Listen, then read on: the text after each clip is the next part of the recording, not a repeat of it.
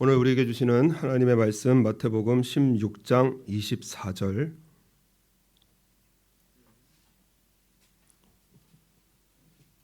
다 같이 읽겠습니다.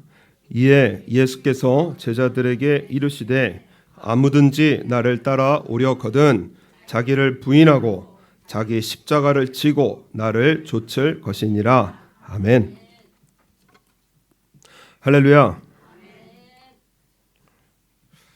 우리 한번 따라하겠습니다. 예수님, 나를 위하여 죽으셨습니다. 우리 그 고백으로 우리 한 주간을 지나는 이러한 고난 주간 순환절을 우리는 맞이하고 있습니다. 우리 기독교의 중심은 바로 십자가입니다. 우리의 신앙도 십자가 신앙이 되어야 합니다. 십자가는 구원을 받는 우리들에게 능력이 되어집니다. 두 가지 능력인데요. 구원의 능력 그리고 승리의 능력이 되어집니다. 우리가 믿는 십자가는 우리 예수님을 믿는 우리 저와 여러분에게 모든 죄를 사하시고 우리를 하나님의 나라로 인도하시는 우리 예수님의 은혜 그 능력이 되어집니다. 십자가 붙들고 회개하면 우리의 모든 죄를 사하여 주시고 그리고 우리는 하나님의 아들, 하나님의 딸로 우리 하나님 앞에 자유롭게 나아갈 수 있는 그러한 복된 은혜로 우리는 살아가고 있습니다. 그렇기 때문에 이 십자가는 우리의 승리의 능력이 되어집니다. 악한 세력을 멸하고 하나님의 은혜를 받는 그래서 구원의 길을 걸으며 그리고 동시에 복의 길을 걷게 되어지는 이러한 구원과 승리의 능력 바로 십자가입니다. 그렇기 때문에 오늘 우리에게 주시는 말씀이 두 가지입니다. 우리 예수님의 제자, 예수님을 따라 살고자 하느냐? 첫 번째가 자기를 부인하고 두 번째가 자기 십자가를 지고 예수님을 좇으라 이렇게 말씀을 하십니다. 오늘 24절 말씀 보면은 이에 예수께서 제자들에게 이르시되 아무든지 나를 따라 오려거든 자기를 부인하고 이렇게 말씀이 기록이 되어져 있습니다. 우리 예수님을 믿는데 가장 큰 대적은 무엇이냐? 악한 영 그리고 우상, 세상의 어떤 돈과 어떤 정욕, 나를 핍박하는 어떠한 그런 힘이 아니라 바로 내 자신이라는 거예요. 내 자신이 예수님을 믿는 그러한 믿음의 가장 큰 걸림돌이 된다는 것입니다. 그래서 내 마음속에 있는 자존심이 있고요. 그리고 내 마음과 생각, 우리는 그곳에서 자유롭지 못한 삶을 곧잘 보게 되어집니다. 갈라디아서 5장 24절 말씀 보면은 그리스도 예수의 사람들은 육체와 함께 그 정과 욕심을 십자가에 못 박았느니라. 욕정과 욕망을 십자가에 못 박고 사는 것이 그리스도인이다. 이렇게 말씀을 하십니다. 그렇기 때문에 인생에 우리가 흐름대로 살아가다 보면은 우리는 이 육체를 입고 살아가기 때문에 곧잘 우리 정과 욕심에서 다시 돌아가는 우리들을 보게 되어져요. 그래서 생각하고 말하고 그리고 결단하는 그러한 우리의 모습들 가운데 이 정과 욕심으로 선택하고요. 정과 욕심으로 결단하고요. 정과 욕심으로 살아갈 때가 많게 되어지는데 그 정과 욕심의 핵심이 무엇이냐? 바로 부인해야 되는 자기 자신, 이 나라는 것이 내 마음속에 도사리고 있다는 것입니다. 그 자기를 십자가에 못 박으라 이렇게 말씀을 합니다. 그래서 교회 생활하는 신앙생활 하는 것뿐만이 아니라 우리 일상생활에서도 가장 힘든 사람이 누구냐? 자기가 강한 사람이에요. 그죠? 내 말 들으라, 그죠? 내 얘기 들으라, 내 기분 그리고 자아가 강한 사람입니다. 그래서 주의도 두렵지 않고요, 사람도 두렵지 않고 기분이 태도가 되어지는 이러한 모습들을 곧잘 보게 되어집니다. 그래서 신앙생활 잘하는 것은 우리가 믿음 생활 잘하는 것은 내 주장을 하는 것이 아니라 그리고 내가 믿는 말씀이 옳다고 주장을 하는 것이 아니라 능력 있게 신앙생활 잘하는 것은 무엇이냐? 나를 부인하는 것입니다. 일본어 성경 보니까 나를 버리라는 거예요. 그죠? 이 날은 아무것도 아니라는 것입니다. 그래서 능력 있는 하나님의 사람, 자기를 버리는 사람이에요. 자기를 부인하는 사람입니다. 이사야서 6장의 말씀에 보면은 제가 이런 질문들을 곧잘 드리고는 했는데 천사의 날개가 몇 개냐? 이런 질문을 드리기도 했습니다. 천사의 날개. 그래서 6장 2절의 말씀에 보면은 스랍들은 모셔 섰는데 이 스랍이 바로 천사입니다. 이 천사의 날개가 몇 개냐? 성경에서는 6개라고 되어져 있어요. 그래서 이 천사의 날개 둘로는 얼굴을 가리고 천사의 모습을 표현을 하는데 제일 처음에 천사의 모습이 무엇이냐? 얼굴을 가리는 겁니다. 다시 말해서 나를 부인하는 거예요. 내 얼굴, 내 생각, 내 말 이거를 부인을 하는 겁니다. 그 둘로는 발을 가리었고 이 발을 가렸다라는 것은 바로 허물을 덮는 겁니다. 그래서 나의 허물은 철저한 회개로 덮어야 되고요. 이웃의 허물은 사랑으로 덮어줘야 됩니다. 이게 교회예요. 반대로 살 때가 많거든요. 내 허물은 사랑으로 덮어요. 에이 뭐 그럴 수도 있지. 뭐 그럴 수도 있지. 다음에 잘 믿으면 되지. 아유 다음 주에 잘 나가면 되지. 자기에 대해서는 한없이 부드러워요. 그런데 남에 대해서는 너무나 기비시해요. 그래서 저렇게 하면 안 되지. 저런 말을 하면 안 되지. 이거는 교회를 깨는 일입니다. 내 허물은 뭘로 가려요? 회개로 가리고 이웃의 허물은 사랑으로 가리는 것이 이것이 허물을 덮는 겁니다. 다시 한번 하겠습니다. 내 허물은 뭘로 덮죠? 회개로. 그리고 상대의 허물은 뭘로 덮죠? 사랑으로. 그렇게 덮어주는 게 교회입니다. 그리고 그 둘로는 날게 되어집니다. 그래서 서로 창호하며 가로되 거룩하다 거룩하다 거룩하다 만군의 여호와여 그 영광이 온 땅에 충만하도다. 다시 말해서 우리의 신앙생활입니다. 우리의 신앙생활이 마음을 다해서 나를 부인하고요. 마음을 다해서 우리는 허물을 가려주고요. 마음을 다해서 일을 하는 것이 신앙생활입니다. 그래서 우리의 마음과 생각은 오늘 제가 우리 교회를 정리를 하고 있습니다. 자그만치 28만 엔이라는 거금을 들여서 그래서 16년간의 우리의 이 불필요한 짐, 쓰레기를 잔뜩 이고 살았더라고요. 그래서 아주 버리고 저는 무슨 마술을 보는 줄 알았습니다. 막 깃발이 나오듯이요. 버려도 어떻게 그렇게 이 작은 교회에서 쓰레기가 그렇게 많이 나오는지 정말 한 업자들도 깜짝 놀랐습니다. 예산을 15만 엔을 세워줬는데 그런데 막상 받아보니까는 28만 엔이라는 거금이 나와서 미안하지만 깎고 뭐 자기들도 다 뺐더라고요. 깎아서 그 금액입니다. 이렇게 나오는 것 같더라고요. 그래서 아주 열심으로 아주 우리 청년부들, 우리 집사님들, 아주 우리 권사님들, 모든 성도님들 참 수고가 많으셨습니다. 그런데 저 시계 좀 뒤에다 걸어달라고 그래서 시계를 걸었거든요. 그런데 제가 뒤에 보니까는 시계가 안 맞아요. 저 시계 말고 저희 입구에 있는 시계입니다. 분명히 제가 여기 2시에 왔는데 한참을 지났는데 4시더라고요. 그래서 시간이 여유가 있구나. 그래가지고 이게 여유가 있는 줄 알고 했는데 세상에 벌써 6시가 넘어가고요. 그리고 저기는 4시를 가리키고 있더라고요. 여러분 우리의 마음과 생각이 꼭 고장난 시계 같습니다. 가르쳐 주는데 틀려요. 말을 하는데 틀려요. 고장난 시계와 같이 분명히 말을 하고 보고 있는데 틀리는 것이 아주 잔뜩 있는 우리의 이러한 육체적인 모습을 말씀을 하는 겁니다. 미국에서 목회하시는 목사님이 미국에서 신학교를 다니실 때 그때 많은 학생으로부터 존경을 받는 교수님이 계셨다는 거예요. 그래서 저 교수님의 수업을 들어야 되겠다 하고 들었는데 정말 수업 속에 감동이 있고 수업 속에 은혜 받고 나 주의 종으로 열심히 살아야지 아주 새로워지는 그러한 수업이었다고 합니다. 그런데 아주 전통적으로 그 교수님의 수업은 A를 맞기 힘들다는 거예요. 그래가지고 이 목사님이 한국 사람이니까 잘 정보가 없었는데 학기말 수업에 딱 들어가니까 왜 A를 못 맞는지 알겠더라. 1번 문제가 뭐냐? 숙제가 엄청 많은데 이번 학기에 읽어야 하는 도서, 이번 학기에 읽으라고 했던 그 교수님이 내준 그 책 한 50권 정도 분량이 되는데 그걸 다 읽었습니까? 예스면은 10점, 노면은 마이너스 10점. 그러니까는 50권의 그 도서를 다 읽어야 되는데 그런데 다 읽었으면은 10점, 그리고 못 읽었으면 마이너스 10점.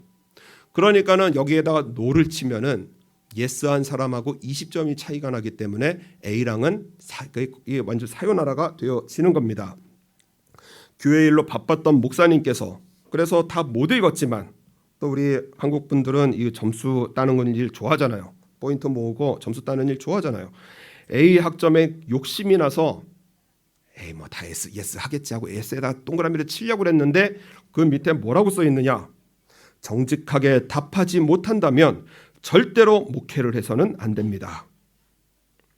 정직성의 결여가 하나님의 영광을 가리게 되어지고 목회에 치명적인 문제가 될 것입니다. 그렇게 써 있었습니다. 마음대로 예스를 해도 되고 마음대로 노를 해도 되는, 그런데 이 목사님이 고민하다가 결국에는 예스에다가 동그라미를 쳤어요. 정직성에 문제가 있다고 하는데 그런데도 예스에다가 그 표기를 했습니다. 책을 안 읽어놓고 나 읽었습니다라고 거짓 답을 친 거예요. 그래서 성적이 나왔는데 그 반에서 A 학점을 받은 사람이 2명밖에 없다는 겁니다. 자기하고 또 다른 한국 학생만 둘이 A를 받았다는 거예요. A 성적표를 받았음에도 불구하고 마음은 괴로워지고 기도만 하면은 거짓말쟁이, 그 안에서 그냥 누가 소리를 치는지는 모르겠는데 기도만 하면 거짓말쟁이, 괴로워가지고 기도를 못하겠다는 겁니다. 그래서 교수님을 찾아가서 제가 1번 문제를 거짓말로 답했습니다. 그러면 우리가 또 뭐 학창 시절 드라마 같은데 보면은 이런 또 정직한 학생이 다 있나 하면서 이 작은 점수라도 줄 알았는데 교수님이 노발대발하면서 퇴학하라고, 당신은 자격이 없다고, 그래서 퇴학 권고를 받게 되어졌습니다. 사정사정해서 한 번만 기회를 달라고 해서 교수님이 그러면 앞으로 남은 3년 동안 나에게 시간을 달라, 매주 와서 성경 읽고 대화 나누고 기도하고 대화 나누고 3년을 반복하면서 너무 괴로웠지만은 그 과정이 목회를 하면서 하나님을 바르게 섬기는 일에 너무나 중요했고, 이분은 정말 진정한 교수님이시고 역시 존경을 받는 교수님은 다르시구나, 자신의 정욕과 욕심에서 구해주신 교수님이더라는 거예요. 하나님의 영광을 가리는 일이 되어도 정직한 일에서 벗어나서 사람을, 그것도 교수를 속여가는 그러한 일을 버려서라도 내가 하고 싶은 일, 내가 가지고 싶은 기분, 내가 하고 싶은 말, 여기서 벗어나지 못하는 것이 우리 인간의 모습이더라. 이것을 깊이 깨닫게 깨우치게 되어졌습니다. 예수님께서 예수님의 제자로 살아가는 첫 번째가 무엇이냐?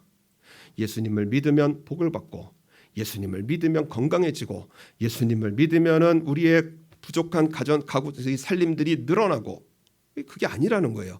예수님을 믿고 예수님께서 우리에게 원하시는 것은 무엇이냐? 하나님의 뜻이 우리의 마음과 생각과 말에서 이루어지는 거거든요.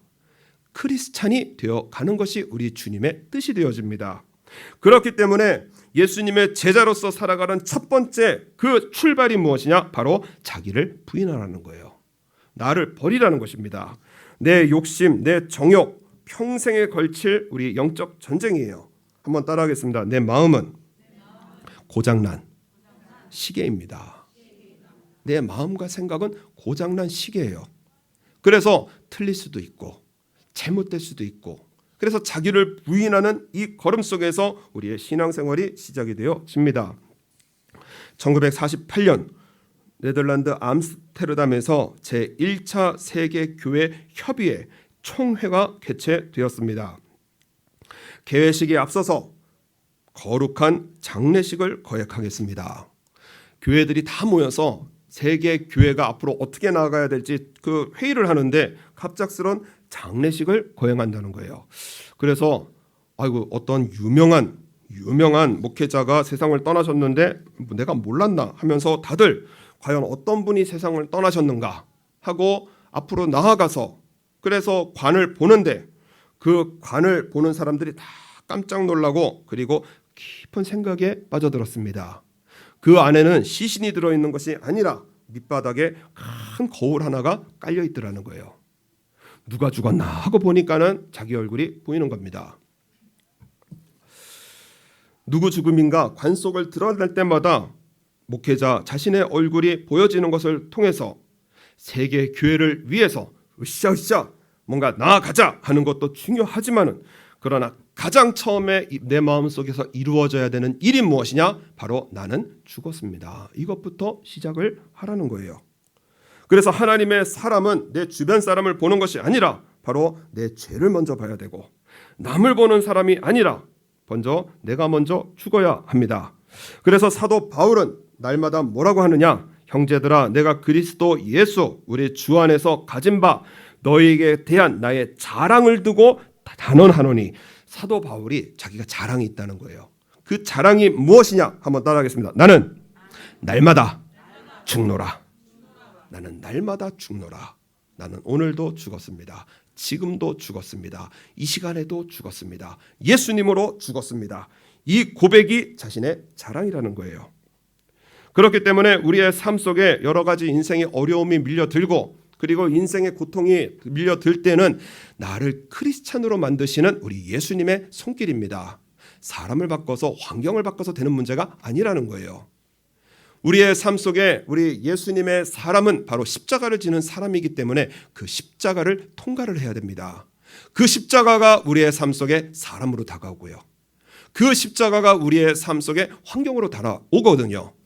그 십자가를 통과할 때 바로 크리스찬으로 우리 예수님을 바르게 믿는 삶으로 우리의 삶을 인도하시기 때문에, 그렇기 때문에 그 환경에서 나는 죽었습니다. 예수님으로 삽니다. 입술에 실제적인 고백을 하라는 것입니다.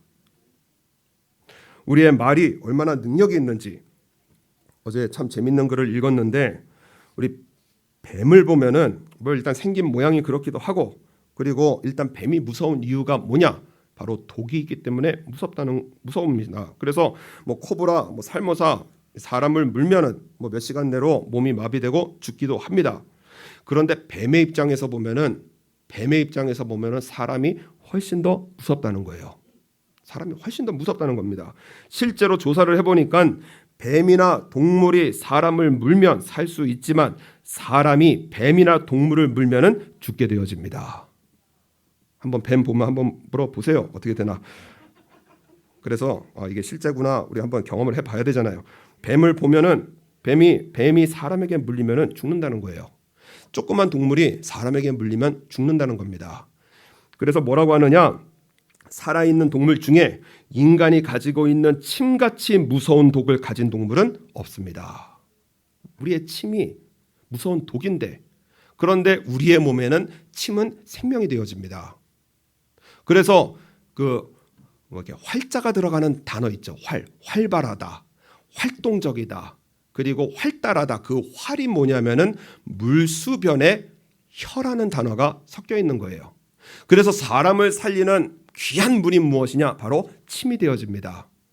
그래서 이렇게 턱을 괴고 있는 거는 이렇게 턱 괴고 있잖아요. 이거는 인간한테 너무 안 좋다는 거예요. 침샘이 여기 있기 때문에 이것을 막기도 하고, 그리고 침에서 가장 좋은 그러한 분비물이 나오는 것을 막기도 하기 때문에 이렇게 하는 거는 이게 안 좋다고 해요. 그래서 이 침을 삼키고 침이 나오도록 이렇게 뭔가를 씹기도 하고 하면은, 이 침은 무엇을 죽이느냐? 악성 세포, 암도 죽일 수 있는 살균 작용을 하는 게 침이라는 것입니다. 그래서 치아를 잘 닦고 물을 많이 마시고, 그리고 침을 많이 삼키는 게 이것이 건강의 지름길이라는 거예요. 제가 이것을 읽어보면서 사람의 침이 뱀을 물면 그러면 뱀을 죽이게 되어지는구나. 사람의 입으로 뱀을 물면 뱀이 죽게 되어지는구나. 이 뱀이 바로 성경에서 창세기서에 말씀해 보면은 우리 여자의 후손으로 오는 예수님은 이 뱀의 머리를 아주 짓밟는다고 그러셨거든요. 우리의 삶 속에 뱀에 물린 인생의 고통을 만날 때 우리는 뱀을 죽일 수 있는 고백이 있는데, 한번 따라하겠습니다. 나는 죽었습니다. 예수님으로 삽니다. 고백을 하라는 거예요.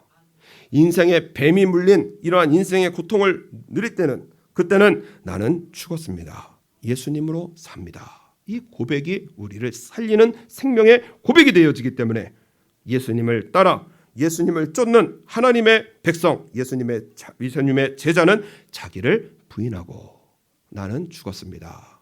기가 막힌 일을 만나도 나는 죽었습니다. 우리 잘 안 되거든요. 다 죽어도 우리 성격 하나만은 끝내주잖아요. 잘 못 죽거든요. 나는 죽었습니다. 일생에 걸친 영적 전쟁이 되어야 됩니다. 나는 죽었습니다. 예수님으로 살아갑니다. 이러한 나는 죽고 예수님으로 살아가는 삶은 어떻게 살아가는 삶이냐? 오늘 24절 말씀에 보면은 이에 예수께서 제자들에게 이르시되 아무든지 나를 따라 오려거든 자기를 부인하고 자기 십자가를 지고 나를 좇을 것이니라. 우리 예수님께서 우리를 위하여 십자가를 지셨습니다. 그런데 거기서 끝난 것이 아니라 내가 져야 할 십자가가 있다는 것을 말씀을 하세요. 십자가는 어떠한 자리냐? 우리 예수님께서 십자가로 나아가실 때 겟세마네에서 기도를 하십니다. 내 아버지여, 만일 할만하시거든 이 잔을 내게서 지나가게 하옵소서. 그러나 나의 원대로 마옵시고 아버지의 원대로 하옵소서 하시고. 십자가는 어떠한 자리냐? 나를 부인하고 그리고 예수님의 그 기도처럼 하나님의 그 뜻을 이루어드리는 자리가 바로 십자가의 자리가 되어집니다. 인간의 죄는 불순종입니다. 하나님께서 먹지 말라는 것을 먹는 불순종이거든요. 그 불순종의 죄를 완전히 뒤엎은 것이 바로 예수님의 순종, 그 십자가의 자리가 되어집니다. 그렇기 때문에 십자가는 지고 싶지 않지만 하나님의 원대로 내가 질 때 그때의 부활의 능력이 나타나는 그 복된 자리가 바로 십자가의 자리가 되어집니다. 요셉은 가족이라는 십자가를 지게 되어집니다. 얼마나 험한 그 길인지 노예의 길을 가게 되어지고요. 그리고 죄수의 길을 가게 되어집니다. 그런데 십자가를 지게 되어지니까 하나님께서 먼저 보내신 사람으로 하나님께서 요셉을 감옥의 자리에서 그 죽음의 자리에서 꺼내주셔서 부활의 자리, 총리의 자리로 세우시는 그러한 우리 하나님의 능력을 보게 되어집니다. 그 요셉에 관한 내용 가운데 우리가 잘 놓치는 그러한 한 사람이 있는데 그 중에 또 한 사람이 십자가를 지는데 바로 유다입니다. 이 유다가 무슨 일을 하느냐? 요셉이 형들을 시험하려고 그래서 그 형들에게 그 자기의 동생 베냐민이 돈을 훔친 것처럼 그렇게 계략을 꾸며냅니다. 그래서 형제들을 돌려보내다가 군사를 보내서 잠깐 스톱. 우리 그 총리의 점을 치는 잔이 없어졌다. 그래서 그것을 훔쳐가지 않았냐 조사를 해봤는데 형들은 우리가 아닙니다 했는데 요셉이 넣어놓은 그 베냐민의 자루에서 그 요셉의 물건이 나오게 되어집니다. 요셉 앞에 불려가서 다 형들이 쓰게 되어지거든요. 그리고 전부 노예가 되어지거나 이거 자칫 잘못하면 전부 죽임을 당할 수 있는 그런 아주 절체절명의 급박한 상황이 되어졌습니다. 그때에 요셉이 유다가 우리가 다 종이 되겠으니까 우리를 용서해달라고 그럴 때 요셉이 뭐라고 하느냐? 아니다고 베냐민만 노예로 삼겠다. 그럼 형들은 뭐예요? 돌아가도 된다는 거예요. 죽을 뻔할 때 그때에 이거 내가 노예가 되는 게 아닌가? 내가 죽을지도 모르지 않은가? 그런데 베냐민만 데리고 가겠다. 노예로 삼겠다. 형들이 얼마나 안도의 한숨을 쉬었을까? 살았다 하는데 그 가운데 유다가 나서서 뭐라고 하느냐? 우리 아버지 야곱을 일생을 옆에서 지켜보았는데 요셉이라는 아들을 잃고 나서 얼마나 슬퍼하는지 얼마나 괴로워하는지 베냐민이 돌아가지 못하면 아버지는 죽습니다.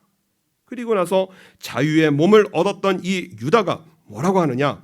청컨대 주의 종으로 아이를 대신하여 있어서 주의 종이 되게 하시고 아이는 형제와 함께 도로 올려 보내소서.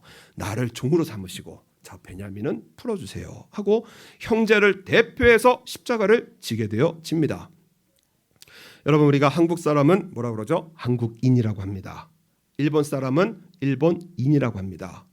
그런데 이스라엘 사람들은 뭐라고 그러죠? 유대인이라고 그래요. 유대인이라고 그래요. 이 이스라엘의 대표 그 영적 축복이 바로 유다로 이어지게 되어지고 그리고 이 유다의 그 가문을 통해서 다윗이 태어나게 되어지고요. 그리고 그 후손으로 오신 분이 바로 우리 예수님, 우리의 구원의 하나님이 유다의 가문으로 오시게 되어집니다. 내가 복을 달라고 하는 것도 물론 중요하지만 그 복 이전에 우리 하나님 앞에 복을 받는 우리의 신앙이 중요한데, 바로 십자가를 지는 삶 속에 우리 하나님께서는 구원으로 함께 하시고 복으로 함께 하시는 우리 하나님이시기에 내가 오늘 무슨 십자가를 지고 있나, 이것을 우리는 깨우쳐야 합니다. 1960년, 1970년대, 저는 이분 참 모르겠는데 가요계를 뒤흔들었던 박재란이라고 하시는 분이 계십니다. 우리 어른들은 혹시 아실지도 모르겠어요. 산 너머 남촌에는 님, 맹꽁이 타령, 천여 개의 그런 곡을 불러서 가장 많은 음반을 낸 스타였고, 당시에 로얄 살롱을 타는 그런 이 자동차가 있는데, 이 가수는 가수 최희준과 그리고 자신뿐이었다. 17년 동안 화려한 그러한 인생을 보내게 되어집니다. 1973년에 밤무대를 휩쓸게 되어지고, 그리고 이분은 결혼을 하게 되어지는데 인생의 어두움이 찾아오기 시작을 합니다. 이혼을 하게 되어지고, 다시 결혼을 했는데 또 이혼을 하게 되어지고, 그리고 집에 사진 한 장조차 남지 않는 그러한 대화재를 겪게 되어지고, 몸에 병이 찾아오는데요, 악성 위궤양이 찾아들고요, 신장염이 찾아들고요, 부정맥을 대수술하는 이러한 일을 보게 되어지고요, 그리고 위에 종양 하나같이 난치성 병들이 아주 다닥다닥 달라붙는 이러한 아주 죽을 이러한 인생을 겪게 되어집니다. 텔레비전에서 아무런 활동 못하고 텔레비전을 보고 있는데 기독교 방송이었던 광야의 소리라는 프로그램이 나오게 되어집니다. 저게 뭔 소린가 돌리고 싶지만은, 그러나 당시에는 이렇게 돌리는 텔레비였잖아요. 그렇기 때문에 저 돌릴 힘도 없어서 그냥 보고 있었다는 거예요. 마냥 보고 있는데 하나님께서는 세상을 창조하시고 그리고 사람을 창조하셨습니다. 하나님께서는 우리를 창조하신 설계자이시기 때문에 우리를 고칠 수 있으신 유일하신 우리 아버지 하나님이십니다. 의학적으로 고칠 수 없는 불치병에 관한 이러한 치유의 예화를 들으면서 마지막으로 목사님이 하시는 말씀이 무엇이냐? 예배로 나와라, 말씀으로 돌아오라. 그렇게 말씀이 들리는 거예요. 인생의 고통 가운데 교회 가면 뭐가 있나? 예배 가면 뭐가 있나? 아니, 성경 그 책 읽는다고 뭐가 달라지는가? 그런데 우리가 인생의 벽에 부닥칠 때는요, 깜깜한 절망에 부딪힐 때는, 그때는 내가 버려지게 되어져요. 그리고 우리의 마음속에 예수님이 찾아오시는 귀한 때가 되어집니다. 왠지 모를 그러한 마음 가운데 교회를 찾아가게 되어졌는데, 지푸라기라고 잡은 심정 속에 온몸이 병이 달라붙어서 기절할 것 같은 고통 가운데 교회를 나가게 되어졌는데, 말씀을 듣다가 가슴속에서 뜨거운 것이 솟구쳐 올라오게 되어집니다. 정신을 차리고 나니 온몸이 땀과 눈물로 젖어 있었고, 자기도 모르게 아버지, 하나님이라는 말이 계속 나오더라는 거예요. 성경을 읽으라 해서 마태복음부터 성경을 읽고 또 읽었습니다. 말씀이 인도하시는 대로 살기로 작정을 했습니다. 큰 변화가 일어났는데 아무리 신나는 노래를 불러도 신나지 않더라는 거예요. 아무리 사랑을 타령을 하고 슬픈 노래를 불러도 슬프지 않더라는 것입니다. 찬송을 부르면 마음이 기뻐지기 시작하고요, 십자가 찬송을 부르면 눈물이 쏟아지더라는 거예요. 그러면서 병이 하나씩 떠나가게 되어지고, 그리고 지금은 수많은 간증 집회로 하나님 앞에 영광을 돌리는 하나님의 사람으로 쓰임을 받게 되어집니다. 인터뷰 내용을 읽어보니까는 그 기자가 묻습니다. 숱한 역경을 어떻게 넘기셨습니까? 대형 화재와 그리고 온몸이 병으로 가득한 그 역경들을 어떻게 넘기셨습니까? 박재란 이분이 하시는 분이 다 놓아도 좋습니다. 그러나 성경만은 붙들어야 합니다. 성경에 놀라운 길이 있습니다. 그 길대로 살기만 하면 됩니다. 또 하나 질문합니다. 안산에 있는 교회에 출석 중이신데 주일 예배, 수요 예배는 꼭 지키신다고 말을 들었습니다. 간증 집회로 바쁘실 텐데 주일에는 근처에 아무 교회나 가서 예배드리면 되지 않겠습니까? 박재란 이분이 하시는 말이 그래요. 이거는 제 축복의 비결인데요, 처음 주신 말씀에 순종할 뿐입니다. 예배에 나와라. 그리고 어린아이가 놀러 나가서 이 집 저 집 차고 들어오면 그거 가만둘 부모가 어디 있겠냐는 거예요. 교회는 저의 집입니다. 주일 예배, 수요 예배, 나의 아버지 하나님 만나러 나가는 거예요. 이 교회에 마음 안 든다고 저 교회에 마음 안 든다고 그 교회. 그러면 하나님께서 나를 보실 때 이 사람, 저 사람, 그 사람으로 보실 것 같아요. 저는 이 안산의 한 교회가 제 집이고 하나님께서 저를 박재란으로 보시는 것을 제 마음속으로 알고 있습니다. 이것이 박재란 이분의 그러한 그 고백이 되어집니다. 자신의 병이 십자가였고 그것을 통해서 예수님을 만나게 되어지고 그리고 모든 병에서 구원받고 하나님의 축복의 삶을 살아가게 되어집니다. 여러분, 우리의 삶 속에 신앙생활을 하다 보면은요, 내 손에 무거운 짐을 가질 때가 있어요. 사람이 무겁고요, 말이 무겁고요, 환경이 무겁고요. 그때에 이 무거운 짐을 들고 있는 것이 바로 우리가 강을 건너가는, 인생의 강을 건너가는 중요한 일이 되어집니다. 제가 이래봬도 특전사를 나왔습니다.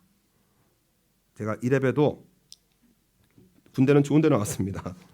그런데요, 강을 건너갈 때 총을 들고 있고 그리고 배낭을 들고 있거든요.